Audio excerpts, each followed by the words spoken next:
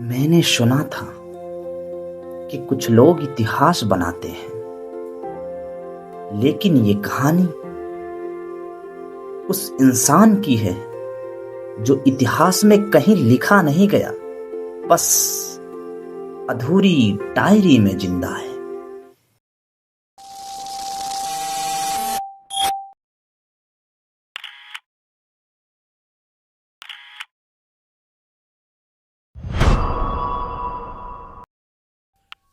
बड़े बाबू साहब आप कैसे हैं? बढ़िया है। और ठीक है, सब बढ़िया। बैठिए। आप कैसे आए आप? बस आदेश ऐसे आए। नेताजी ने छात्रवृत्ति को लेकर फिर से फर्जी बच्चों का नाम भेजे हैं।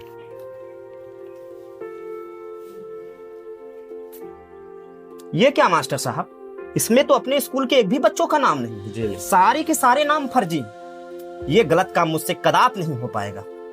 छात्रवृत्ति को लेकर के हमारे नेताजी पता नहीं कितने बच्चों के नाम पे रुपया खा जा रहे हैं। हर वर्ष यही इनकी रवैया है। इस वर्ष मैं ये गलत कार्य एक भी नहीं होने दूंगा। और नेताजी से कह दीजिएगा हम क्षमा चाहते हैं, उनका ये हम प्रपोजल स्वीकार नहीं करेंगे।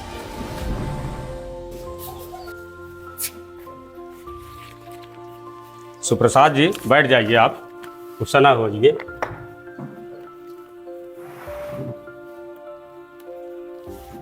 सुप्रसाद जी, आप घर के अकेले हैं, मुझे डर लग रहा है नेताजी आपके साथ कुछ गलत ना कर दें। देखिए मास्टर साहब, एक बात साफ साफ और स्पष्ट आपको बता दे रहे हैं।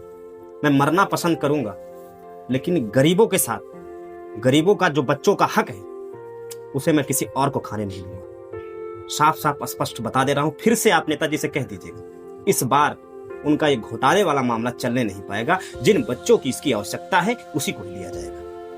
मेरा कहने का मतलब है, जो फर्जी नाम बाहर के भेजे हैं और जो बच्चे हमारे विद्यालय में स्कूल में पढ़ रहे हैं, उन्हीं को छात्रवृत्ति मिलेगा। बाहर के एक बच्चों को कदापि नहीं।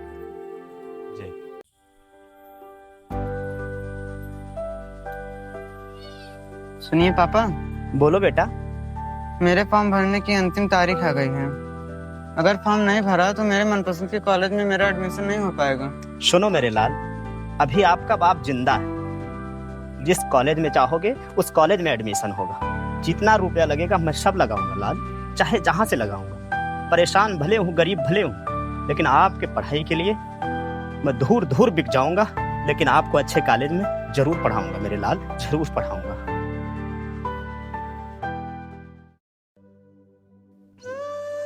अरे हाँ, अगर आज उस नेता से पैसे ले लिए होते ना तो ये नौबत ही ना आती।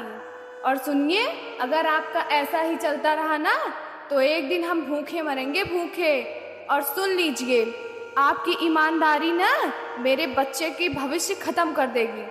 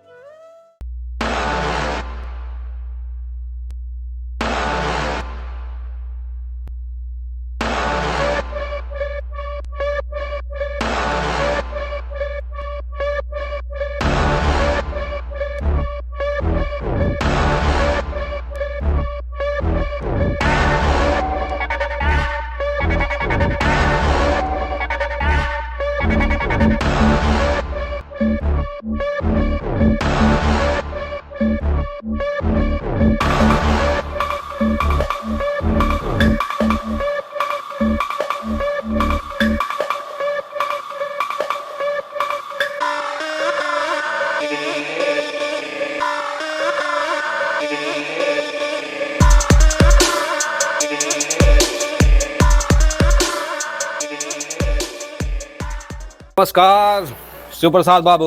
नमस्कार नेता। कैसे हैं आप? नमस्कार नेताजी। और ठीक हैं आप? बहुत बहुत उत्तम। कैसे बहुत आना हुआ बढ़िया हो, है। भाग्य जो हमारे विद्यालय में आप पधारे। बैठिए, विराजमान हुई। बहुत बहुत शुक्रिया। और ठीक हैं आप? क्यों आया हूँ, किस लिए आया हूँ? मुझे लगता है कि मेरे आदमी यहाँ तक पहुँच चुके थे, बता भी चुके होंगे कि किस लिए आए हैं। ये बात बहुत अच्छे से आपको पता होगी। देखिए नेताजी, हमको पहले से कोई जानकारी नहीं है आप पधारे हैं, मेरा अहोभाग्य। आदेश करिए, आपके आदेश का पालन होगा।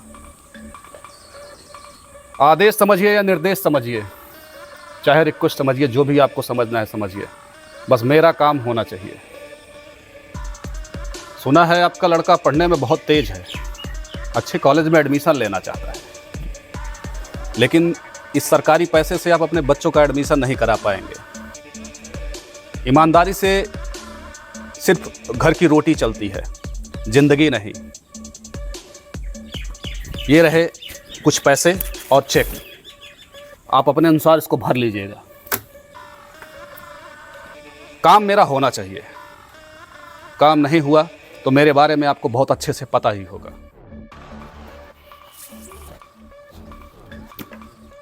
शिवप्रसाद, शिवप्रसाद, शिवप्रसाद बाबू, क्या इतना सोच रहे हो? चाचा जी, आप मेरे आदर्श हैं। आपकी ईमानदारी और आपकी सच्चाई मेरे रगों में बह रही है। वैसे चाचा जी, आपसे मुझे कुछ कहना है। बोलो बेटा शिवा, बोलो, बेहिचक बोलो। आपके जीवन का उद्देश्य क्या है? मेरे जीवन का उद्देश्य बहुत ही सरल है। मैं धार्मिक विचारधारा का हूँ। सुबह मैं भोलेनाथ की पूजा करता हूँ और उनसे प्रार्थना करता हूँ, अगर कोई व्यक्ति विषम परिस्थिति में फंसा हुआ है उसे मैं बाहर निकाल सकूं, उसके कठिनाई को दूर कर सकूं। और सबसे बड़ा मेरा आइडियल अगर कोई है तो स्वामी विवेकानंद जी। मैं सोचता हूं अगर कोई व्यक्ति या कोई बच्चा, जो छोटा बच्चा है, अगर पढ़ने में असमर्थ है, उसके परिवार वाले पढ़ाई का पैसा नहीं दे पा रहे हैं, तो मैं रुपया उसके पीछे खर्च करूं और वह बच्चा पढ़ लिख कर आगे जाए और भारत का नाम रोशन करे, उसमें मेरी खुशी है। मेरा विचारधारा यही है जीवन में। चाचा जी, इस बार मेरी छात्रवृत्ति आएगी? हाँ बेटा, जरूर आएगी इस बार छात्रवृत्ति। हम हैं ना, बिल्कुल टेंशन न लो, अब की बार जरूर आएगी। मम्मी कह रही थी अब की बार जब मेरा वजीफा आएगा तब आप मेरे लिए नए जूते, नए कपड़े और नई टाई लेंगे। परेशान मत हो बेटा, जाओ खेलो, तुम्हारी इस बार छात्रवृत्ति जरूर आएगी। जाओ।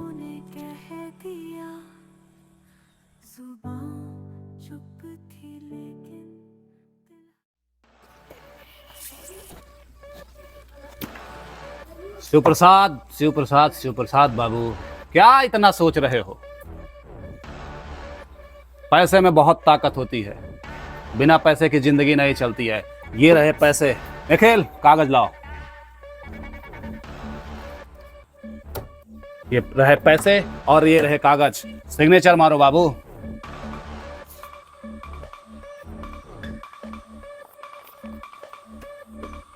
एक बात नेताजी आपको साफ साफ और स्पष्ट बताना चाहते हैं। मेरी धर्मपत्नी का इलाज और मेरे बेटे का एडमिशन अच्छे कॉलेज में आपके चंद रुपए से नहीं होगा, आपके बेईमानी के रुपए से नहीं होगा।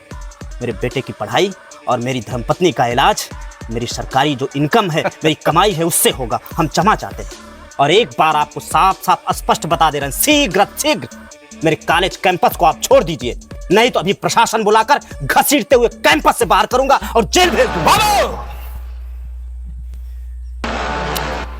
बहुत ही लिमिट से ज्यादा आप बात कर रहे हैं। एक नेता क्या होता है, इसकी औकात तुमको हम जल्द दिखाएंगे। पैसे उठाओ, चलो मिलते हैं तुमसे हम कहीं ना कहीं किसी मोड़ पे। नेताजी, अगर आपका आदेश हो तो उस शिवप्रसाद को उठवा लें क्या? नेताजी, आपका दबदबा खत्म हो रहा है अब। नेता का दबदबा था, नेता का दबदबा है और नेता का दबदबा हमेशा बना रहेगा, समझे?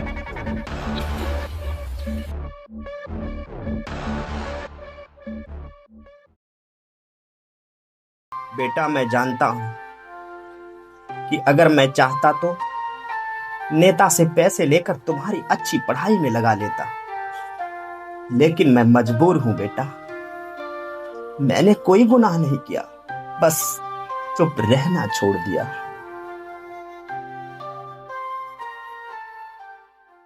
शिवप्रसाद, शिवप्रसाद, शिवप्रसाद बाबू।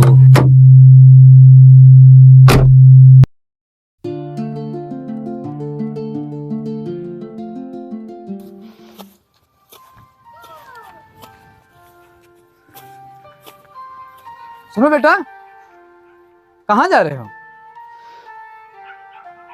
क्या हुआ? रो मत शांत रो मत, क्या बोलो कुछ, इतना परेशान क्यों हो? कल रात से ही पापा गायब है, पता नहीं कहाँ चले गए, मिल ही नहीं रहे हैं। ठीक है बेटा, परेशान ना हो, वो तो हमारे आदर्श हैं, उन्हें ढूंढ लेंगे। ठीक है, तुम परेशान ना हो, चुप रहो, रो मत, परेशान ना हो बेटा, हम तो ढूंढ लेंगे उन्हें।